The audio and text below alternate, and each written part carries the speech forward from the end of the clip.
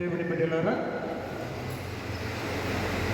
యోహాను సువార్త 11:21-32 వచనాలలో మార్తమ్మ, మరియమ్మ అక్క చెల్లెళ్ళు ఒకే మాటను పలికారు.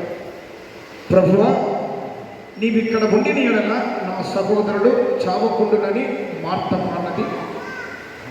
మరియమ్మ కూడా, ప్రభువా, నీవిక్కడ ఉండిన యెడల నా సహోదరుడు చావకుండును అని ఇద్దరు ఒకే మాటను పలికారు. ఇది ఏ సందర్భంలో జరిగినదనగా, లాజరుకు రోగం వచ్చిన తర్వాత ప్రభువుకు సమాచారం పంపించాడు. వెంటనే రాక 2 దినాలు అక్కడ నుండి తదుపరి వచ్చాడు. వచ్చే సమయానికి లాజరు చనిపోయాడు. ఆ లాజరు చనిపోయిన సమయంలో ఆ బాధతో, ఆ వేదనతో, అసహనంతో అనగా సహనాన్ని కోల్పోయి మార్తమ్మ, మరియమ్మ ప్రభువుతో మాట్లాడిన మాటలు నిజమే. మన జీవితాలలో కూడా మనం అంటూ ఉంటాం, ఏమని, అంతా అయిపోయినాక ఏం చేయాలా, జీవితం అంతా పతనమైపోయింది, దేవుడు ఇప్పటికన్నా కనికరిస్తాడనుకుంటే సచ్చినాక మమ్మల్ని కాపాడతావా, అంతా అయిపోయినాక ఏం చేస్తే ఏం లాభము అంట. ఇక్కడ మార్తమ్మ, మరియమ్మ అదే మాట మాట్లాడారు. సహనాన్ని కోల్పోయారు. అసహనంతో, ప్రభువా, నువ్వు ఖచ్చితంగా మేము చెప్పిన టయానికి వచ్చితే మా తమ్ముడు బ్రతికేవాడు కదా, ఇప్పుడు నువ్వు వచ్చావు, లాభం ఏంటి? తమ్ముడు చనిపోయాడు.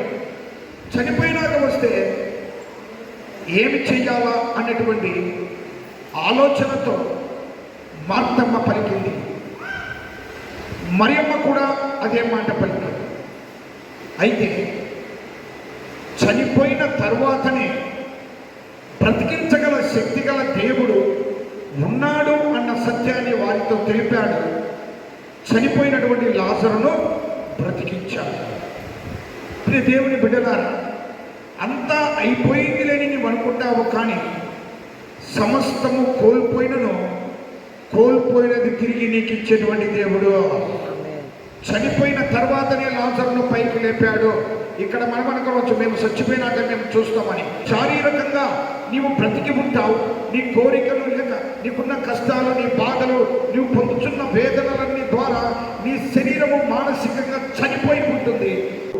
ఇంకా నా జీవితంలో ఇది నెరవేరదు, ఇది కష్టము, లాజరిక బ్రతకడు, 4 దినాలైంది ప్రభువా, సమాధి తెరవద్దు, అలాగనే మన జీవితాలలో ఇక జరగదు, మేము కలుసుకుంటామో లేదో, లేక మా దాంపత్య జీవితం జరుగుతుందో లేదో, లేక మా కష్టాలు తీరుతాయో లేదో అని నీవు అనుకొనవచ్చును. కానీ శూన్యములో నుండి భూమి పుట్టించిన దేవుడు నీ యొక్క కష్టమును, బాధను అయిపోయాయి, ఇక నేను ఇంతేనా బ్రతుకున్న స్థితిలో నేను పైకి లేవనెత్తుతాడు. ఆయన పైకి లేవనెత్తినటువంటి దేవుడు. యోబు అన్ని కష్టాలు వచ్చి సమస్తాన్ని కోల్పోయినారు కదా అంటే, అప్పుడు మన వాళ్ళు ఏమంటారంటే, యోబు అంటే భక్తిపరుడు, ఆయన నీతిమంతుడు, ఆయన కష్టాలు అనుభవించారు అంటే అర్థమేమని? నువ్వు భక్తిపరుడివి కాదా, నువ్వు నీతిమంతుడివి కాదా? ఆ మాటకు అర్థమేమని? యోబు అంటే భక్తిపరుడు, నీతిమంతుడు అంటున్నావు. బైబిల్ చెప్తుందండి, యోబు గ్రంథము 4వ అధ్యాయము 6వ వచనములో చూస్తే, నీ భక్తి నీకు ధైర్యము పుట్టింపదా. 1 పేతురు 3వ అధ్యాయము 12వ వచనములో, ప్రభువు కన్నులు నీతిమంతుల మీదను, ఆయన చెవులు వారి ప్రార్థనలను ఆలకించే రీతిగా లేక వినే రీతిగా ఉంటాయి. ఇక్కడ యోబుని 2 మాటలు మనం మాట్లాడింది. యోబు అంటే భక్తిపరుడు, యోబు అంటే నీతిమంతుడు. దేవుడు ఏమంటున్నాడు? నీతిమంతుల వైపు తన కన్నులు ఉంటాయంట, వారి ప్రార్థన వైపు ఆయన చెవులు ఉంటాయి. భక్తి అనేది నీకు ధైర్యము పుట్టించాలని దేవుడు ఇక్కడ తెలుపుచూ ఉంటున్నాడు. ఇక్కడ నీవు కృంగిపోమాక వంగిపోతావు. ఇక నాకెవరు లేదే అని నీ జీవితంలో నీవు బాధలను అనుభవిస్తూ నాకు మరణమే అని నీవు తలంచమాక, మరణము నుండి లాజరును లేపిన దేవుడు మరణావస్థలో ఆలోచించే నీ ఆలోచనలు లేక నీ బాధలను తిరిగి పైకి లేపి లాజరును బ్రతికించిన రీతిగా ఈ సమయంలో నీ యొక్క ఆలోచనలు, నీ బాధలు, నీ కష్టాలన్నిటినీ సరైన రీతిలో ఆయన బ్రతికించి నీకు సహాయం చేసేటువంటి దేవుడు. మంచి భక్తిపరుడు మార్తమ్మ, మరియమ్మ. భక్తిపరులే ఏమన్నారు? ఆలస్యమైంది, మా తమ్ముడు చచ్చిపోయాడు. నువ్వు సరైన టయానికి వచ్చితే మా తమ్ముడు చావడు. దేవుడు తగిన సమయంలో నిన్ను హెచ్చిస్తాడు. నువ్వు అనుకున్న సమయానికి వచ్చి సహాయం చేయకుంటే నువ్వు ఏమవుతావు? అసహనానికి లోనవుతావు. నా కరెక్ట్ సమయాన దేవుడు సహాయం చేయలే, నా కరెక్ట్ సమయాన దేవుడు నన్ను పైకి లేవనెత్తలే, కరెక్ట్ సమయాన నా రోగమును తీసివేయలే, కరెక్ట్ సమయాన నా దాంపత్య జీవితమును కట్టలే, కరెక్ట్ సమయాన నాకున్నటువంటి ఆర్థిక ఇబ్బందులు తీర్చలేదని నువ్వు బాధపడతావు. కానీ దేవుడు సమయం కోసం ఎదురు చూస్తూ ఉంటాడు. ఆ సమయములో తగిన సమయమున నిన్ను హెచ్చించి, ఇదిగో నీ కోరికలు, నీ బాధలు, నీ కష్టాలు, నీ దాంపత్య జీవితంలో అన్నిటిలో నీ ఆశలన్నీ చనిపోయి ఉంటాయి. చనిపోయిన ఆశలను బ్రతికించి పైకి లేవనెత్తే దేవుడు లాజరును బ్రతికించిన రీతిగా. ప్రియ దేవుని బిడ్డ, ఎవరు లేరు అని అనుకోబాక.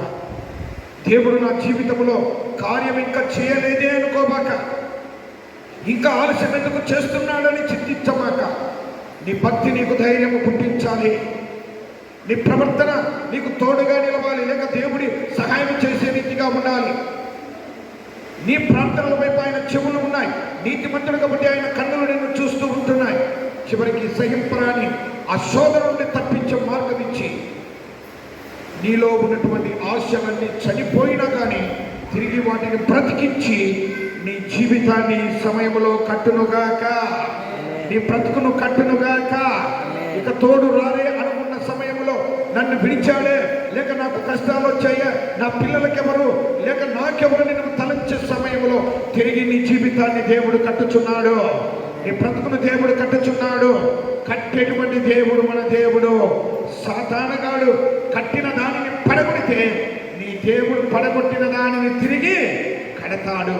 అది నీ జీవితమైనా కావచ్చు, నీ బ్రతుకైనా కావచ్చు, నీ ఆశలైనా కావచ్చు, లేక నీకున్న ఆ బాధలైనా కావచ్చు, ఏదైనా సరే అవన్నీ కూడా సాతానుడు పడగొడితే దేవుడు వాటిని తిరిగి లేపి బ్రతికించి నిలబెట్టి ఈ సమయంలో నిన్ను దీవించునుగాక.